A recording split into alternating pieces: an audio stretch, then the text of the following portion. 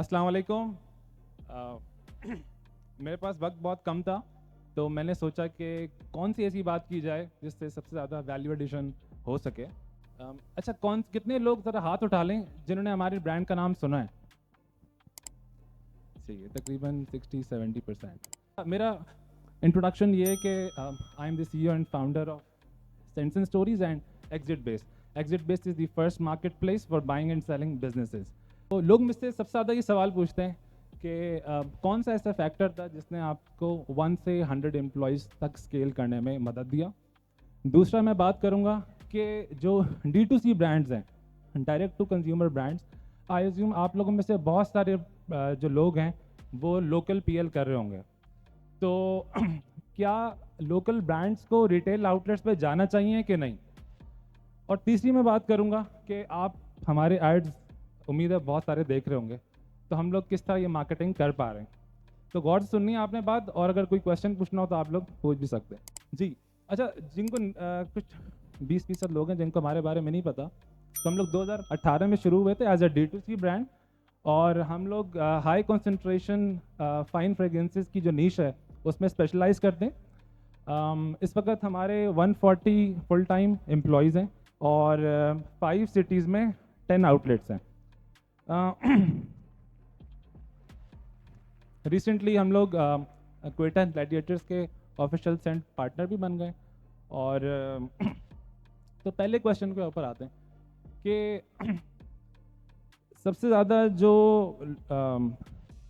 D2C brands हैं उनके पास जो सबसे बड़ी अपॉर्चुनिटी है वो ये है कि वो अपनी डिस्ट्रीब्यूशन को स्ट्रॉन्ग करें। प्रोडक्ट मैंने देखा है कि हम लोग कुछ ना कुछ बना लेते हैं लेकिन डिस्ट्रीब्यूशन में आके जो है वो फंस जाते हैं।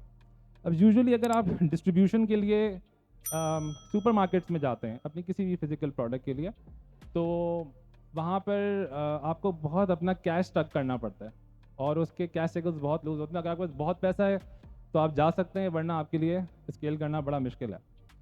तो e commerce is the way to go. मैंने भी बहुत लिमिटेड कैपिटल के साथ काम शुरू किया, और मैंने जब सुपरमार्केट्स के साथ काम शुरू किया तो मैंने कहा नहीं, इनके साथ तो काम बहुत मुश्किल है, मेरा सारा कैश जो है वो स्टक होके रह जाएगा। तो अब बेचना था ऑनलाइन। ऑनलाइन में video ads are the way to go. और मुझे याद है कि 2018 में मैंने पहला ऐड बनाया और वो स्टॉक वीडियो से बना हुआ था, और उसने मुझे 4 मिलियन की सेल्स दी एक ऐड ने 2018 में। तो उसके बाद जो है मेरा जहन खुला कि ये बहुत बड़ी दुनिया है और मुझे एक कंटेंट पाइपलाइन बनानी है जिससे ये हमारे एड्स बनते रहे। क्योंकि उसने सेल दी, फिर वो 2 से 3 महीने बाद जाके फटीग हो गया, ख़त्म हुआ। फिर हम लोग एक ऐड बनाते थे, फिर वो फटीग हो जाता था। तो फिर हमने कहा नहीं, हमें कांस्टेंट पाइपलाइन चाहिए। उसके लिए पहले हमने एजेंसी से रब्ते किए और उनसे काम कराया। लेकिन एजेंसीज के पास क्योंकि बहुत सारे क्लाइंट्स होते हैं, वो आप they can not live and breathe the brand. ये मेरी लाइफ की फ़िलॉसफी है कि अगर आप D2C हैं तो आपको अपनी इन हाउस मार्केटिंग की टीम बनानी पड़ेगी, उसके अलावा ऑप्शन नहीं है if you want to grow really big. तो उसके बाद हमने आहिस्ता आहिस्ता करके अपनी टीम इन हाउस डेवलप करना शुरू की, और हम लोग छोटे छोटे एड्स बनाते रहे मुख्तलिफ वेबसाइट्स के थ्रू हेल्प लेकर, और फिर उसके बाद हम उन एड्स को स्केल करते रहे। और और हमारी ग्रोथ जो है वो अच्छी रही, स्टेडी, क्योंकि हमारी सारी इन हाउस टीम थी जो ये इस सब को हैंडल कर रही थी। तो फिर इसमें एक चीज़ बहुत इंपॉर्टेंट ये होती है कि आप जो कंटेंट बनाएं वो प्लेटफॉर्म के हिसाब से बनाएं। तो फॉर एग्जांपल टिकटॉक है, उस पर एड्स अलग बनेंगे। यूट्यूब पे लोग इंफॉर्मेशनल कंटेंट कंज्यूम करने के लिए आते हैं। फेसबुक के ऊपर लोग सोशल कंटेंट कंज्यूम करने के लिए आते हैं, वहाँ पे थोड़ा लॉन्ग फॉर्म भी चल जाता है। तो आपने कंटेंट जो प्लेटफॉर्म है उसको हिसाब से आपने ऑप्टिमाइज़ करना है अपने कंटेंट को। और एक और चीज़ इसमें ये है कि आपने कंटेंट जो है अपना वो एक प्रॉब्लम के इर्द गिर्द सॉल्व करना है।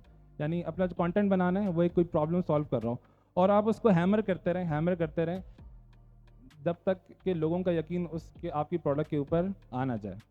तो ये हमारी बहुत सिंपल स्ट्रैटेजी रही। ज़ाहिर सी बात है वक्त बहुत कम है, तो इसलिए बहुत ज़्यादा नहीं बता सकते। लेकिन जो मैं समझता हूँ the most contributing factor, because our industry has been very comparative, you all know that, हमारे पास बहुत बड़े बड़े जाइंट्स भी हैं, लेकिन उनके होते हुए हमने बहुत कम अरसे में जितना स्केल किया है वो इन वजूहत की वजह से किया। और अब अल्हम्दुलिल्लाह हम लोग दुबई में भी लॉन्च कर चुके हैं थैंक्स टू सिटी मेल।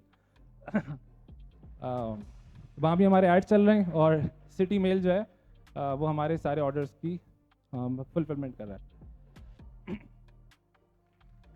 अच्छा, जब हमारे पास अल्हम्दुलिल्लाह अच्छे ऑर्डर्स हो गए, टीम भी बड़ी हो गई, तो फिर सवाल ये आया, और जो शायद आप लोगों के जहन में होगा, कि आउटलेट खोलनी चाहिए कि नहीं, क्योंकि इंसान का ये होता है कि ऐड कॉस्ट बढ़ती जा रही हैं। अब अगर किसी ने ऐड देखा और वो जाके आउटलेट से खरीदना शुरू हो गया, तो बंदे के जहन में आता है कि यार मेरी दो कॉस्ट लग गई। एक तो जो मैंने उसको ऐड दिखाने पे कॉस्ट लगाई, और फिर वो जो रेंट भर रहा हूँ मैं, उसका एसी चल रहा है और 2 बंदे खड़े हुए हैं। तो लेकिन मेरी हमेशा से फिलॉसफी रही है कि हर बंदे को हर चीज़ ट्राई ज़रूर करनी चाहिए एक बार। तो हमने जो है अपने ऑफिस में एक छोटी सी दुकान खोली। और अच्छा, ई कॉमर्स वाले लोग जो है ना, वो किसी को फारिग बैठ नहीं सकते ना। तो मुझे हर वक्त ये फिक्र रहती थी कि यार ये 2 बंदे खड़े होंगे, कस्टमर आएगा कि नहीं आएगा।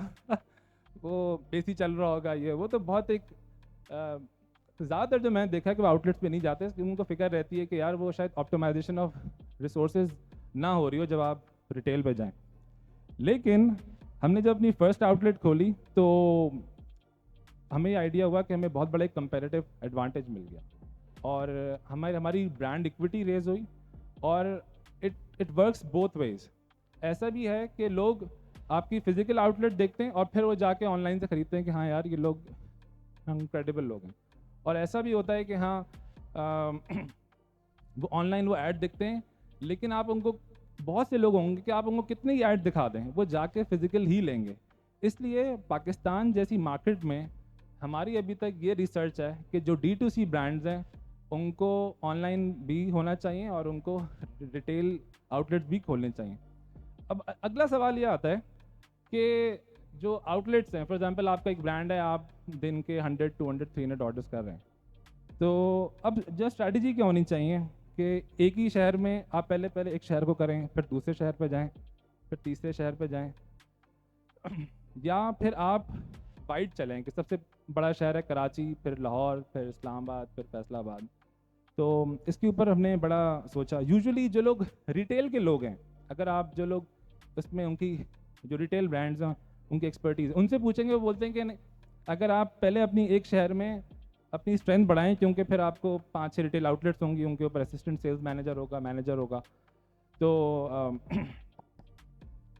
तो वो इस यानी स्ट्रैटेजी पे आता है। लेकिन हमारी ये रिसर्च कहती है कि जो D2C ब्रांड्स हैं, फॉर एग्जांपल जिनके पूरे पाकिस्तान में 50,000, लाख, 2 लाख ऑलरेडी कस्टमर्स मौजूद हैं, उनको जो है स्प्रेड करना चाहिए, ताकि उनको जो इंक्रीमेंटल सेल्स है वो आसानी से मिले, क्योंकि आपके हर शहर में वो कस्टमर्स ऑलरेडी हैं। तो जब उनको पता चलेगा कि आप उनके शहर में आ चुके हैं, तो वो आपसे आके ज़रूर बाय करेंगे।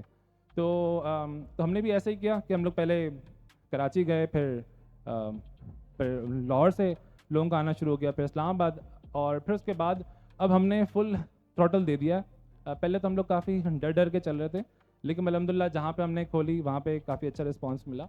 और मैं समझता हूँ कि बहुत बड़े बड़े ब्रांड्स हैं पाकिस्तान में जो कि सिर्फ ऑनलाइन काम कर रहे हैं। अब मैं उनको कन्विंस करता हूँ कि वो लोग अपनी रिटेल प्रेजेंस भी आए, उनको उनकी ब्रांड इक्विटी बढ़ेगी, उनकी ऐड कॉस्ट नहीं बढ़ेगी, साथ में दोनों एक दूसरे को कॉम्प्लीमेंट करेंगे। तो ये मेरी थोड़ी सी लर्निंग थी।